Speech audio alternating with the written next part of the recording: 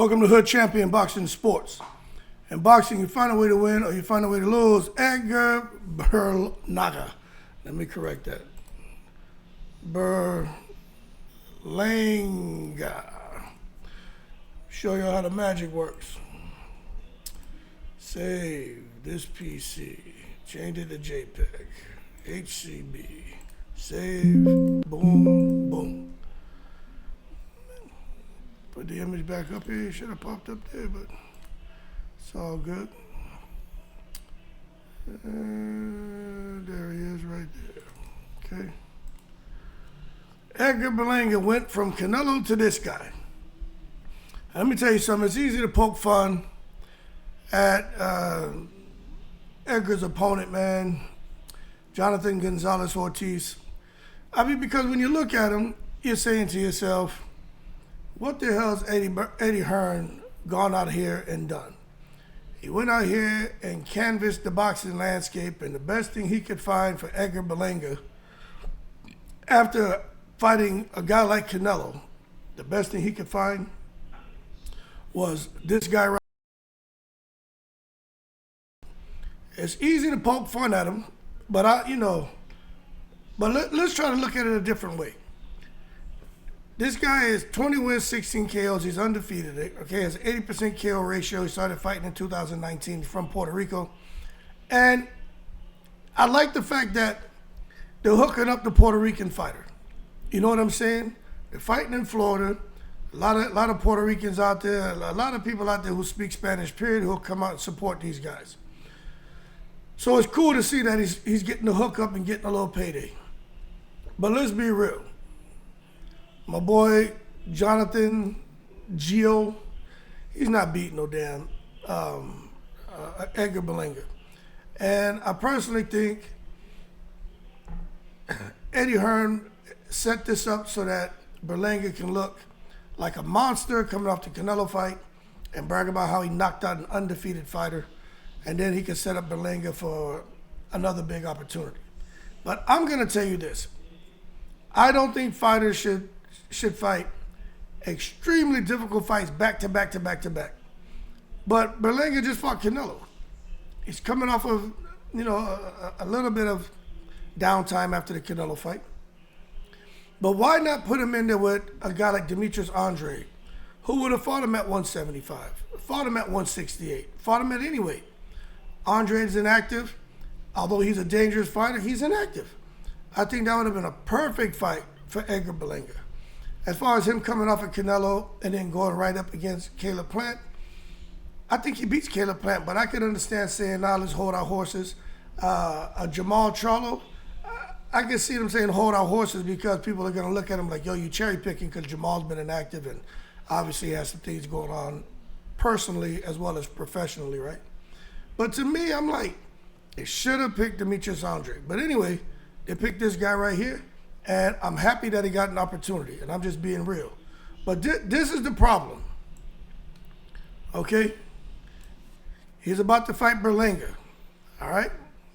Now, his last fight was almost a year ago, okay? He got a win, but look at the record of the guy he fought. 14 wins, 5 losses, okay? That was June 2024.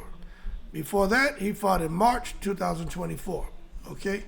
He fought a guy with 5 wins and 23 losses. Okay, before that, he fought in 2014. And the guy he fought had 32 wins, 5 losses. Y'all see this 10-year gap and then coming back and trying to knock the rust off? And now he's going up against Edgar Berlanga'S. Y'all see this wicked sorcery that's taking place here? So the fella started boxing again. Turned pro in 2009. So 2009, 2019 is 10 years. So here we are. The man been boxing 16 years, man. You know what I'm saying? Anyway, wicked sorcery by Eddie Hearn. But I'm rooting for Jonathan Gonzales-Ortiz, Jonathan Gio. I'm working for Jago. I'm rooting for Jago. You know what I'm saying? I hope he pulls it off. Puerto Rican cat. I like my little chicken fricassee they be making out there, man. But I just think, out of everyone out there that Edgar Berlanga could have fought. I get it, hooking up the Puerto Rican. You know Edgar Berlanga's got to win. You know what I'm saying? But let's take a look at something, because this is what you call wicked sorcery. That damn Eddie Hearn out there, hocus pocus in every goddamn body, man. This is what Edgar Berlanga had to choose from. He already fought Canelo, and Billy was there. I'm sure Pacheco would have been available. He fought recently. Iglesias, Plant, I'm sure would have been willing to get in there and scrap. Shishkin, Sarachi, Munguia just lost, but I think he would have took the fight. Bazignan. I mean, when you look at it, there are other fights out there. And again, Demetrius Andrade, I think, would have been the perfect opponent coming off of inactivity. He's a big name. It's just ridiculous at this point. But I get it. They're trying to get Berlanga a win, so that Berlanga could come back and maybe take on. Oh, come on in, baby. Take on a Munguia or somebody else. Anyway, keep cool. I think we can. I ain't gonna say I could cut Edgar Berlanga some slack, but I see what they're doing. Eddie Hearn wants to make sure he gets a big win so they can build up Berlanga to face a Caleb Plant, to face a Munguia, possibly go and fight a Pacheco. Anyway, bottom line is for him to go into another big fight. That being said, y'all keep cool. You'll put some respect on this guy's name, because to be honest with you, he's coming to fight. You know what I'm saying? You come back from a long layoff, got a couple of soft touches, and now he's here to fight Edgar Berlanga. And you know what? Maybe he takes the paycheck and he takes a dive. But I think he's gonna fight him and fight him hard. Matter of fact, I'm looking at him.